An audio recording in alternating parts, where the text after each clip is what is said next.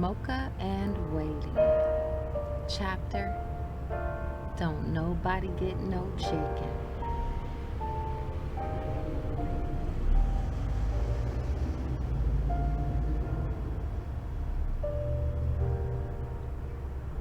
Midnight.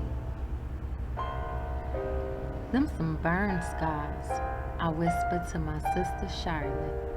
No, they ain't, little girl. Them fighting scars. She quietly argues back. Right above her eyes, yep, burn scars for sure. I find myself absolutely certain because I know burned skin when I've seen it. And I also know determination when I have seen that too. That must have been how she got them. I had a wild imagination as a child, and I think of how my mother may have gotten those scars. The kitchen smells so good that I am sure that I would just let her burn all the way up in there to finish. The smell of garlic, ginger, allspice, lemon pepper, hint of cinnamon with a pinch of something sweet. Ouch! Its taste so nice that it's worth a pop on the forehead right above the eyebrow with a greasy burning hot spatula as one reaches for that goodness. She don't never tell us what it is that makes it like a tiptoe of honey in each bite, creeping through all those other seasonings like walking on eggshells as if it's barely there. But it certainly is. And it sneaks right up on you too. But not like a fright may. Oh no. It sneaks up on you like the feeling you get right after a first kiss. It's just like that. And the taste makes a sweet love feeling to your tongue and all in your mouth. And even the rest of your body enjoys the sweet satisfaction of every bite. It warms you right up inside like it's made with just one ingredient, love. Love must be warm. Yep, my mama and all, but if the kitchen was afire and her orange curtains ablaze and the wooden cupboards burnt to a blackness and the lazy Sousa providing a sea of thick, dark smoke and my mama's hair was on fire and I was sitting right next to a fire extinguisher and was the only person who knew how to use it, I'd pick up the last piece of fried chicken instead. And I take my last bite. And I'm sure it'd be my last bite, especially if my mama were to live. I bet it'd be hard to eat chicken without no teeth. I bet that's how she got them burn scars above her eyes. She's just like her mama, and her mama taught her how to make that chicken and how to hit an anxious child on the forehead with a hot spatula. I got a burn like that on my arm. And I'm just like my mama is what they say.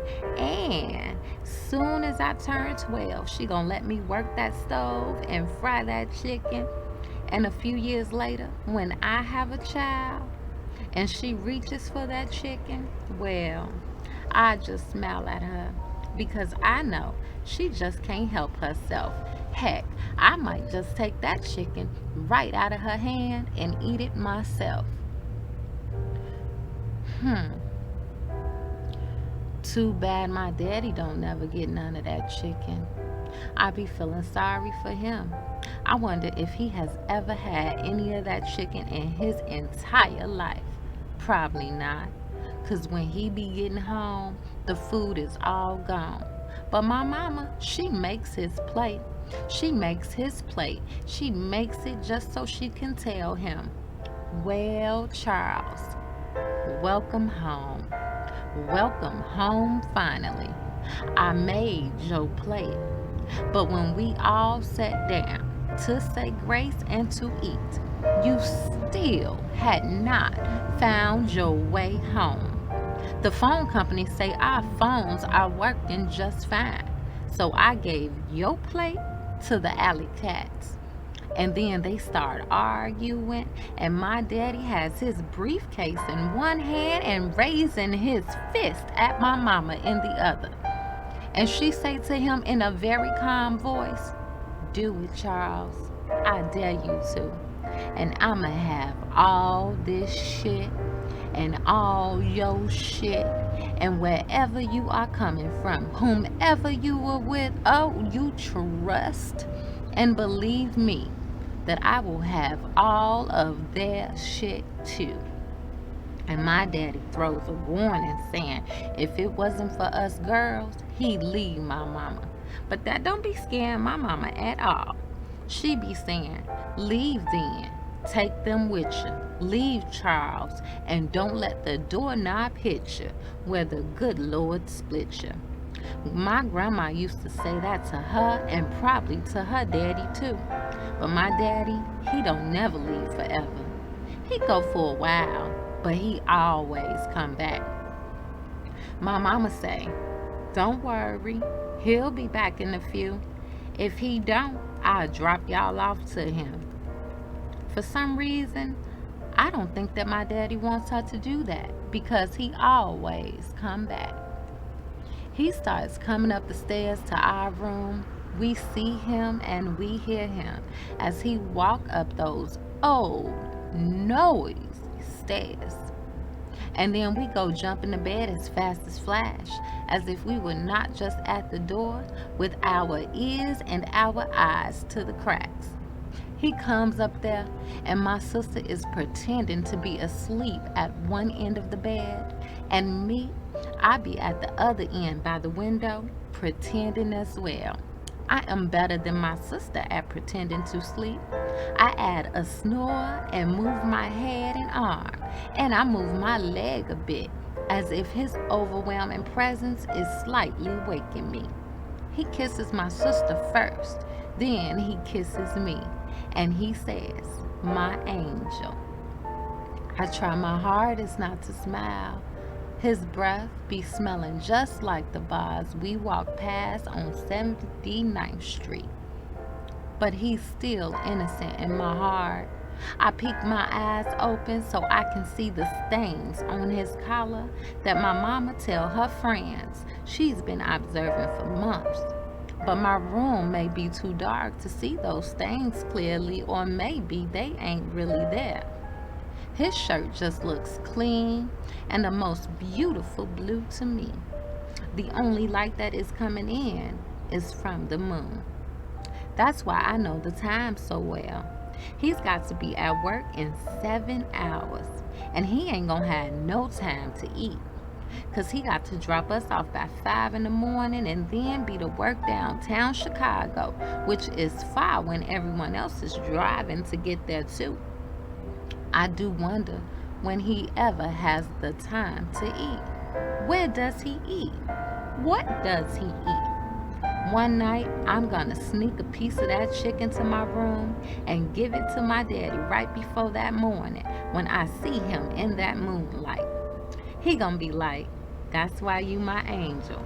And I'm gonna smile big, showing all my teeth, except for the ones that are missing. My mama hate for him to call me angel. She be like, "Don't call her that, Charles. Call her by her name. Her name is Jennifer." And then he say, "I know her name, Valerie. I am the one who named her." And then they argue about that. They argue about my name. They argue about that for a while. My mama gets sad about my name. Out of every argument they have, which is plenty, it seems that the ones about my name are always the worst. Because when they argue about my name, my mama's eyes get that watery glare, and then there's a catastrophe. Don't nobody get no chicken. My mama just play her jams on the stereo, puts a pizza in the oven, takes her bottle of wine and a glass to her room, and locks her door. And if my daddy is home, He has to be the one to get the pizza out of the oven. Because my mama won't come back out of that room if he's there. So usually, he just calls me Angel in private because he knows that I love my mama's chicken. And sometimes he forgets about the pizza. And by the time he cuts it, it's hard and it is burnt and it is cold. But at very odd times, that devilish name, it does slip out of his mouth.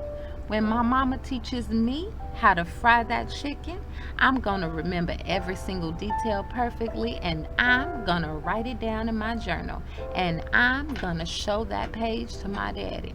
Then when he gets home, they won't have to argue about his plate. He can just make that chicken and I am gonna go down there and get me another piece.